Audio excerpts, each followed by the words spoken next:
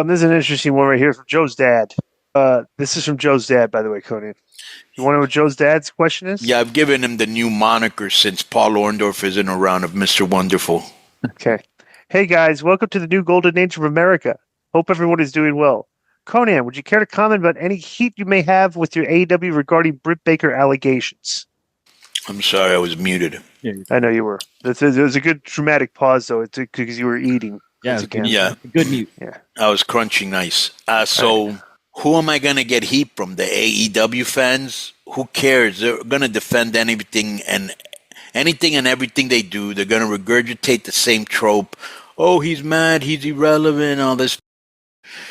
I don't work for Tony, so there's not much more heat I could get with him because I've buried the guy all the time because stupid he does. But that's me. Disco, you've known me over 20 years. I've always been outspoken, even if it gets me heat, you know, and I hate how in today's society, and I know you do too, we just bully each other because we don't want to hurt anybody's feelings and we all want to be liked. You know, I feel that everyone who has a position of responsibility like we do in our business, it's my moral obligation, I just feel, to keep it a buck, to keep it how it is and not be afraid that, oh, he may never give me work. I don't give a if I never work with him again. You know what I'm saying? I got to commend you for that too, because you're a lot more. I think I'm pretty ballsy. Right. But I would probably be more filtered if I was in your position. I'm not filtered at all. I have zero skin in the game. Like this is the podcast. That's it. That's like my only. I have a job.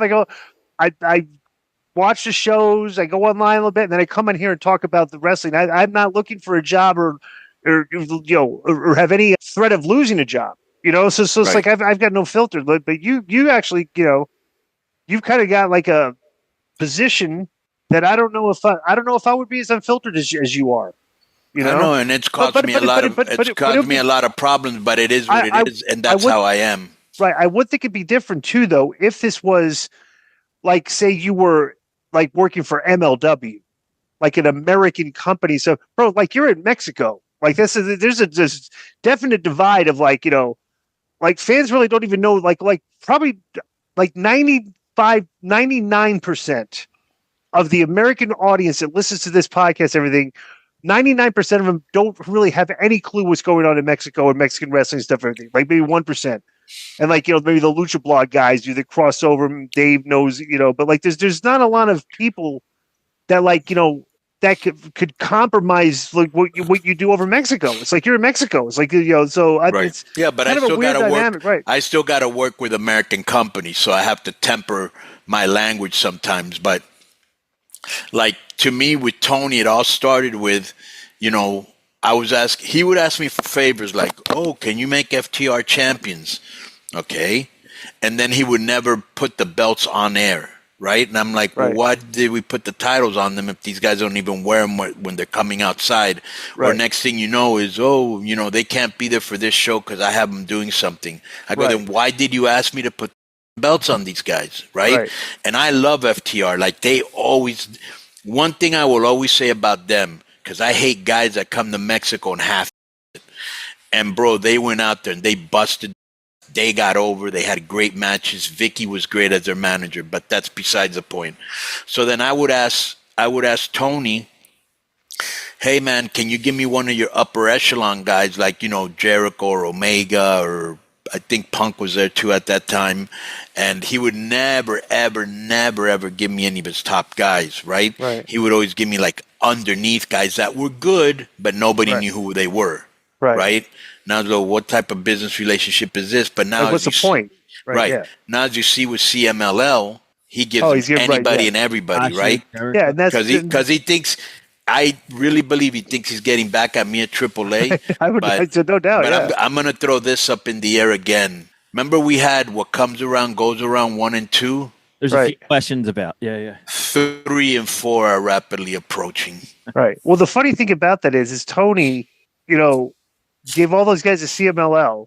Right. CMLL benefited. They'll be 100%. Yeah. And bro, AEW got zilch. on the other end. Right. Like they brought all the CMLL guys in. It's like so. Literally, he just like name me. Let me ask you a question. They've been coming here at least a year, right? Ben's a decent amount, but right. I still don't even know who name those guys me two were. guys. I can't. Can you name me two guys, Joe? Mystico, but he was. How many times has he been on AEW TV? Like twice. Yeah, that's it, man. Sorry, that's it. Like, I don't know. I don't know these guys. You know, right? Or who was the guy that wrestled? He was a mask guy, but he wrestled without the mask. Who was that? Remember that he was on the AEW TV and he wrestled without the mask on. Or no, he wrestled with the mask on. Right. When he had already lost his mask. Who was that? Ultimate Guerrero. Okay. So Tony hadn't watched it in years, and he thought this guy still wore a mask. So they told him to make a mask, not understanding that when you make a mask, you have to measure the guy's head and face. So the guy couldn't. It was falling off. It was hilarious. So it's like, but that is funny though. That he tried to get back. But one thing you got to give him credit for, bro, and even Joe. He was Book of the Year 4 years in a row, and you can never take that away from him. Of course not. And all his matches do good on Cage Match. Right. Okay. Next is from Ramon Sanchez. And subject is another Brit opportunity misses. Hurt Syndicate wall. Whatever that means. Good afternoon, fellas. We'll get right to it. Is TK missing out on yet another opportunity to create multiple matches for one storyline with the whole Brit versus the locker room situation?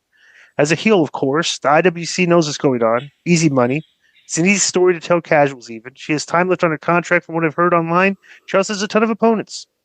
If the Hurt Syndicate are the cool heels, examples Benjamin did with the crowd ass during the match by slamming the guy into the rails, that basically beat a couple of weaklings, no disrespect to House Party, for the tag championships to please the fans, which is fine, but then who or how does TK build up young babyface talents that will one day win the titles from the Hurt Business? Tweeners versus tweeners? Thanks for the entertainment. Bro, this is very simple. They should do a thing, okay, where Don Callis' group gets heat.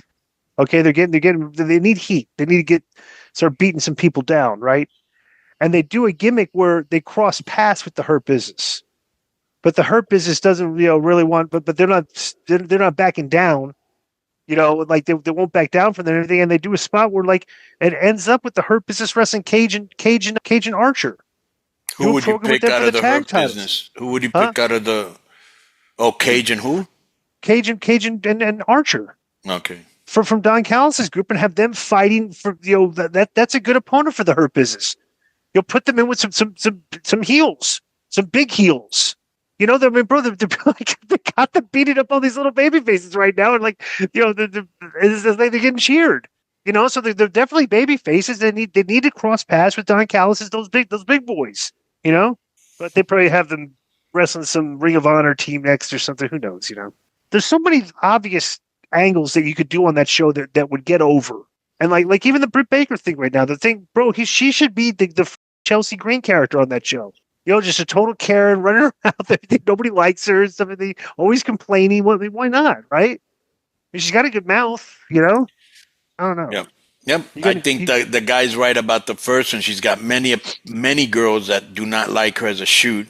So let's take what he hasn't done in the past and monetize it, because WWE usually doesn't miss a beat on that. They haven't missed a beat at all with Punk. Right. And so, we've seen how good the promos can be when you're mixing, So, I would have first girl out, for example. Then this is just example. Thunder Roses. I know you're in the back. You've been talking a lot of blah, blah, blah. I'm going to tell to your face that you've never heard, because you're not going to have Tony's protection. And if he does protect you, I'm leaving this place. She comes out. They get into it, bro. They have an angle. Next thing you know, anybody else that she's had heat with, let's say that Jamie Hayter girl, right? Right. Then Jamie Hayter and her go at it. You know what I'm saying? Like, she's got a lot of... They could do something with her interesting, because, bro, let me just say this. That did with Renee was absolutely crickets and tumbleweeds. It was whack. Well, this is a thing too. It's like you literally supposedly have girls that don't want to work with her. Okay, and they don't work with her because of So, bro, that right there should tell you that's not a professional locker room. That's an indie locker room. If you were pros, you could take your differences and make some money and work. Put that heat out there and work. It's like you can't even work. like Drew and Punk. There was obviously friction there, right? And I read where Drew said, Punk has never come up to me and said, why did you say this? Or you got to run this by me. Because Punk understands that type is what draws ratings when you shoot on each other. And you'll see on how much do you know about what happened on Raw? So I don't spoil it. Nothing. I didn't see nothing. But you'll see something on there where a couple of guys that you may not have expected to face off will, Yeah. Yo, what's up? I just want to thank you guys for watching this clip. Don't forget to hit the like button, leave a comment, and subscribe. And join our YouTube membership for hours and hours of exclusive, unedited, uncensored content. And being a member will help you get involved in our upcoming live streams. Thank you for your support. Thank you for riding with us. I know you got a lot of other podcast choices, be it wrestling or other ones. And thank you for picking us. Boom.